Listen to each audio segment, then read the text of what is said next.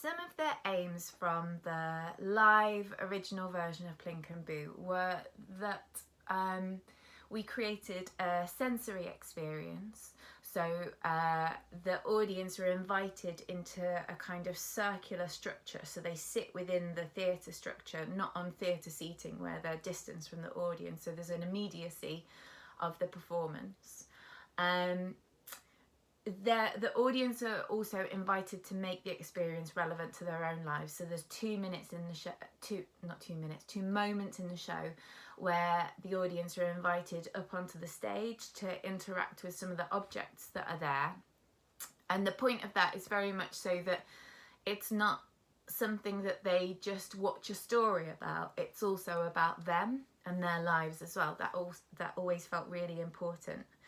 And then along the lines of the sort of sensory thing, you know, it's a very visceral performance as well, because the performers are really close to the audience, and the performers are acrobats, and there's some circus in the performance. So when you're 3 years old and you see two performers and one is standing on the other's shoulders, that's quite a big moment. Sort of physically, you almost sort of feel it, because it feels like they could fall on you.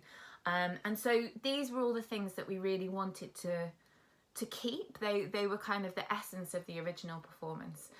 So the task then was to work out how you can recreate that through a digital performance. So the first kind of element of that was that we wanted children to be able to still handle things whilst they're watching the performance.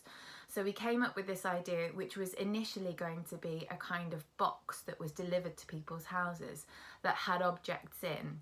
And then the objects that they had in the boxes would be the same as the ones that the performers would use on the screen, so they could kind of use them in tandem. And that idea developed throughout. You know, again, we were thinking about who was going to access the performance, how easy it would be to access. And at this point, the digital performance had been commissioned by Freedom Festival in Hull. And Mikey from Freedom Festival, you know, was quite clear that he wanted everybody to be able to experience it, not just 100 people that they'd selected. So that was fine by us. And then that sort of steered us in the direction of going, okay, well, it's not boxes that are delivered, but maybe we can create some sort of activity pack. And at this point, this was going to be for the adults. So the adults we wanted to enlist as kind of stage managers of the experience. And the adults were going to make these things, make these props for the kids. And then we wanted there to be a real life interaction between what was happening in the home and what was happening on screen. So this is the moment that I call Wonka vision. If you remember in Charlie and the Chocolate Factory, where Willy Wonka invents a chocolate bar that can be sent from the film studio through the air, blah, blah, blah, and then ends up, and you can take it out of the screen. That's kind of the effect that we sort of wanted.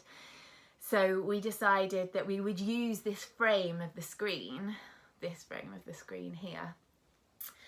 So if I'm a performer, I can pass you something underneath the camera, and then somehow you've made your own pen at home. You know, obviously it's not a pen, but at that point when it's passed through the camera, you have your real life one that you can play along with. So it really feels that there's some connection between performers on the screen and audience at home that you don't get through kids TV. Because just a side note on kids TV here, I think kids TV is fantastic. I'm constantly impressed by the quality of CBeebies, which we have on a lot in our house.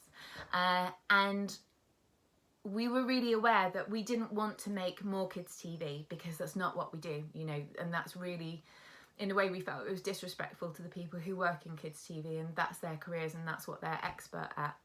So we were aware that, you know, there's a lot of good kids TV. A lot of kids TV wants you to jump up and to interact and to dance along. But that's why we came up with this idea of there being a physical activity pack and physical objects that people could hold, because for us, it took it away from being just simply something else that could be seen in the frame of kids TV, and turned it into a digital performance, a hybrid performance, however you want to describe that. I'm not quite sure we've got the words for it yet. So this was how we sort of addressed the sort of sensory aspect. And then in terms of the kind of being up close to the circus performance, we decided that we wanted to work with a really creative filmmaker so that they could use different camera angles to capture, you know, like height, for example. So when the two performers are standing on each other's shoulders, the camera is filming from underneath, so you really get that sense of height and you get that sense that somebody might fall down onto you. And also, you know, in terms of the audience in the real life version seated in this circular structure, the camera also sort of mirrored that. So the camera moved around that structure and was at times in front of it, but then also at times much closer to the performers and in different places.